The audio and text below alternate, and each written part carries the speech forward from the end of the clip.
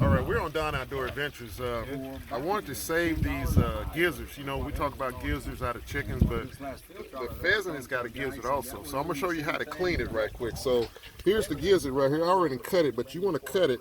The gizzard serves a place. There's rock. There's rock in there and all kind of stuff in there. You clean that out. And he's got a lining that you got to peel out.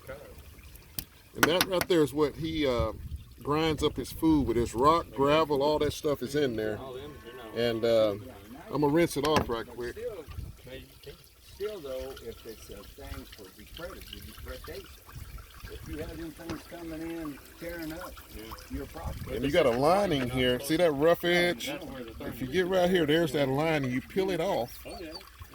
And that's how you clean a gizzard. On a chicken, you can clean it on these pheasants, and they're all the same. And see, that gizzard is nice and clean now. That's what the inside looked like. Now, I hadn't cleaned this one yet, but this one is clean. So I got to peel that lining off again. So I'm going to do it again. You can just take your finger here, get in there, and you can get it. Well, almost get it.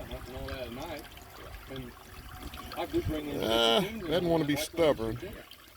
It should be a good thing. Don't want to come. There it goes. You got a little piece of it. There it goes. So you get it in there with your thumbnail, and you can peel it off of there just like that. It rolls right off. And like I said, that's what people get. Chicken gizzards. Go Chicken Go in Kansas City, Missouri.